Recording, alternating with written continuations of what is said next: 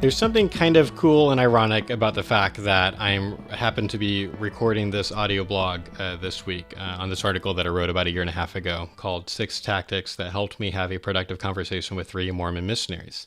And before I explain the irony, I'll just, to give some context and some background, some of you know that when we were living in Fresno last year, my brother and I had 15 meetings with the same Mormon missionaries. Or technically, Tim had 14 because he wasn't there for the first meeting. But they kept coming back. And I tell the story of them first arriving in the article, so I won't repeat it right now. But we had some great meetings with them. We learned a lot. We've told a few stories from those meetings in public. We'll probably tell more in the future. We certainly felt like we learned a lot about both Mormonism and even just kind of the psychology of persuasion. It was a really helpful time for us.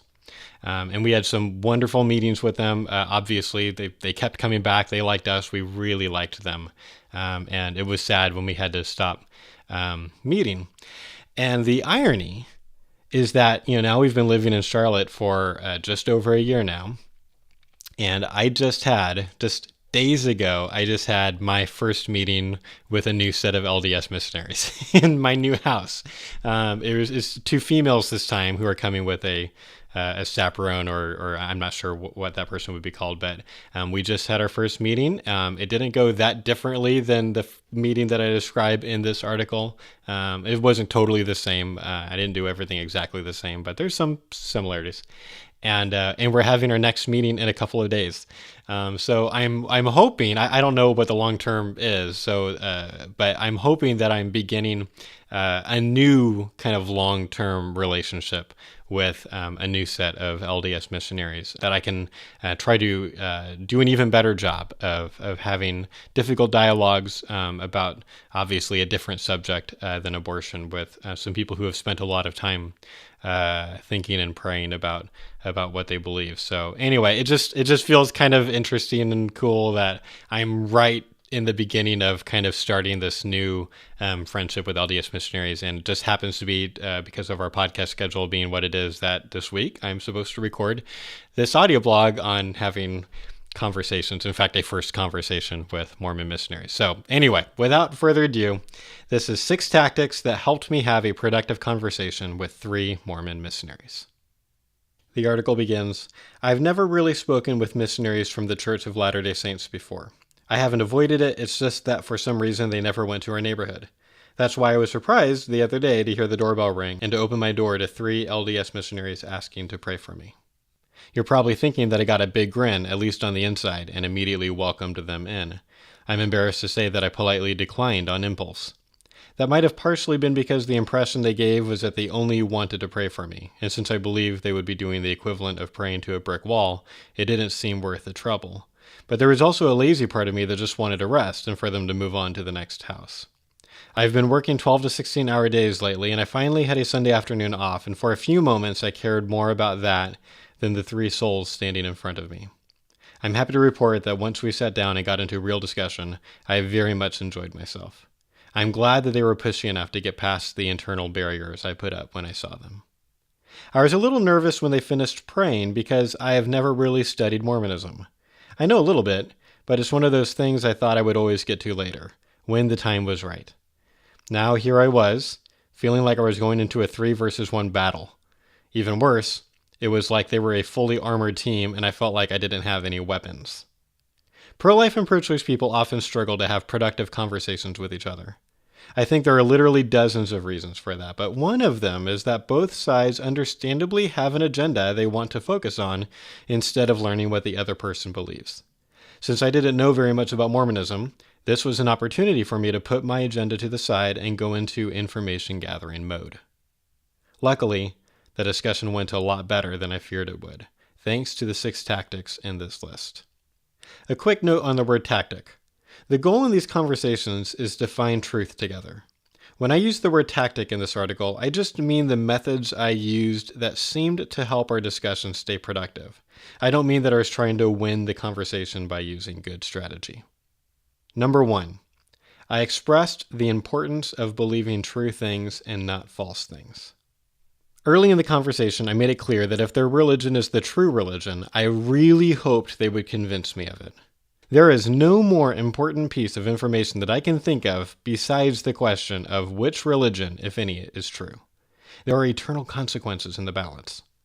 I said something like, right now I'm a non-denominational Christian because I think that's the religion that has the best answers to the questions that matter, and that these answers match up with reality. But if I'm wrong, I want to know that. I don't want to believe false things. I want to believe true things. So let's all try to find more truth together.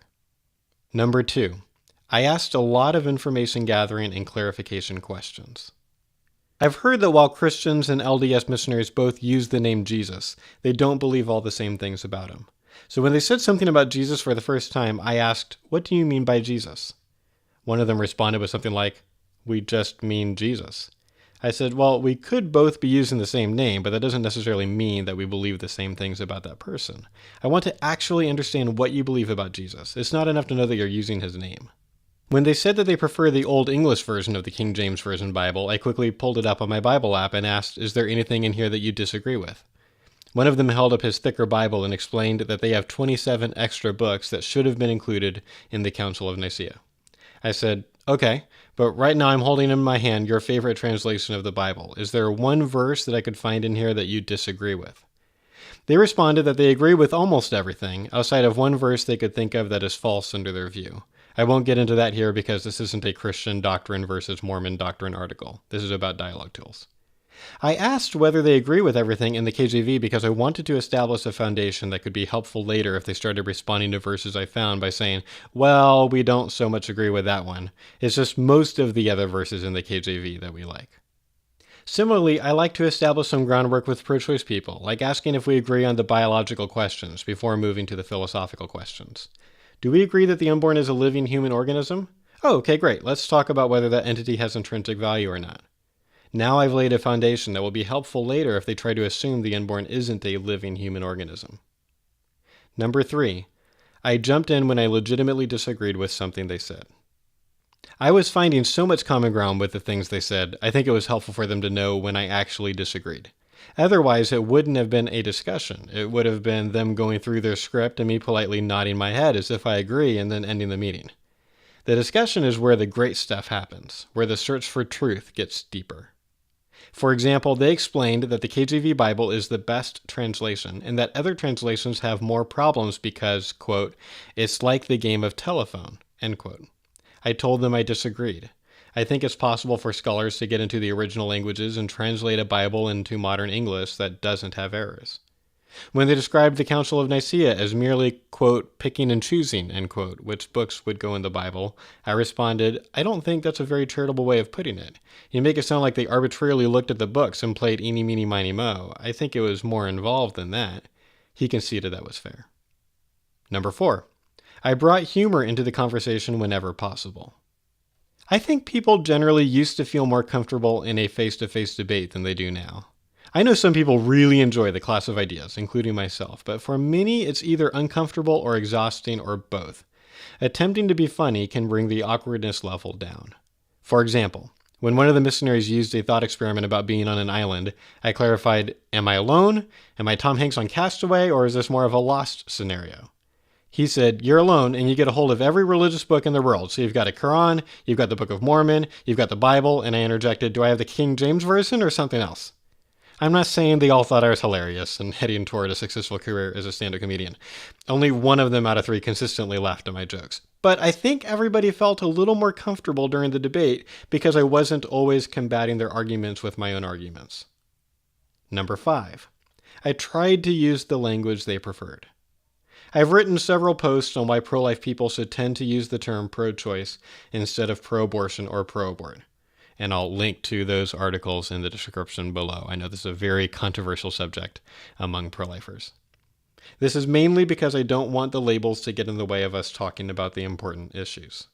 The first time I used the word Mormon, one of the missionaries interjected something about how, quote, other people call them Mormons, end quote, and how it's kind of negative. I asked them which word they would prefer, and he said he thinks of themselves as Christians. I said, okay, but to be clear, we're discussing whether or not we mean the same thing when we use that word. Later on, I tried to form an analogy, and I chose to use one that would be picking on Christians instead of Mormons, but then I realized that they had asked to be called Christians too. After I struggled to figure out how to create the sentence, they gave up and said, "It's okay, just call us Mormons." I asked if he was sure, and then proceeded. Calling everybody by the same label is going to be confusing when you're comparing and contrasting the different views of the two groups. I'm glad we got back to a clearer label, but they also saw me struggle to use words that wouldn't sound pejorative to them, and I think that won me some rapport. And finally, number 6. When the time was right, I asked tough questions. I think everybody should be willing to answer tough questions about their views. I'm not going to be annoyed if a pro-choice person asks me about abortion in the case of rape, because the roughly 16,000 women per year in the U.S. who are raped and choose abortion deserve to be talked about. When the missionaries tried to say they are just Christians like me, I asked them this question. I'm a little confused. You say you're Christians and have stated a bunch of basic doctrines that I believe in too, at least if we're using the words the same way. But right now, you're sitting in my living room, and it feels like I'm being evangelized to. I don't mind being evangelized to, but if we're both Christians, why are you evangelizing to me? If our core doctrines are basically the same, why are you trying to convince me to change my views? Later, I asked a question that everybody should be willing to answer about their own view. I said, as a Christian, there are aspects of my beliefs that make me a little uncomfortable. If you ask me enough questions about the doctrine of hell, I'm going to squirm. But I'm willing to admit that. So, are there any aspects of your religion that you're a little uncomfortable with? They surprisingly said, quote, no, there is nothing that makes me uncomfortable. There may be things that when we explain them, they don't convince the other person, but nothing that makes us squirm, end quote. I said, really? Nothing? I mean, you have to admit that some people in the entertainment industry have poked fun at Mormonism in recent years, like in that South Park episode. Yes, I brought up the South Park episode in my first conversation with Mormons, but I built up a lot of rapport by then. I went on, usually some of those things are rooted in at least a negative truth that can be mocked. If there was no truth to it, it wouldn't be funny. There's nothing you feel uncomfortable with? They said nope, and we moved on. Towards the end of the debate, I asked how they would recommend we test, quote-unquote, special revelations that disagree with each other.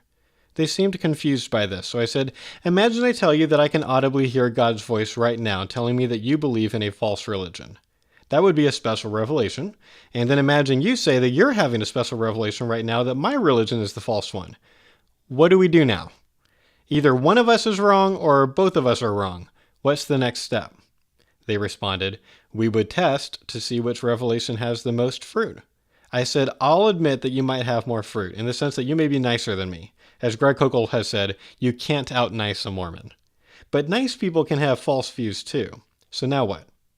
They had interesting responses to these questions, and it led to a more in-depth discussion. Before they left, I handed them my business card and invited them to set another appointment sometime. One of them asked about our mission statement, training pro-life advocates to think clearly, reason honestly, and argue persuasively. I explained that reason honestly means being open-minded and following the truth where it leads. He asked with a smile, are you open-minded?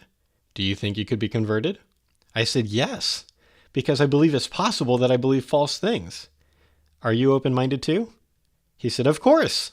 I said, then let's start our next conversation with the definition of open-mindedness, because in my experience, lots of people are confused by what that term means. I'd love to learn more about what you mean when you say you are open-minded. I've already begun studying to gain more knowledge that will help me have more productive conversations with them in the future. I can't wait until they come back.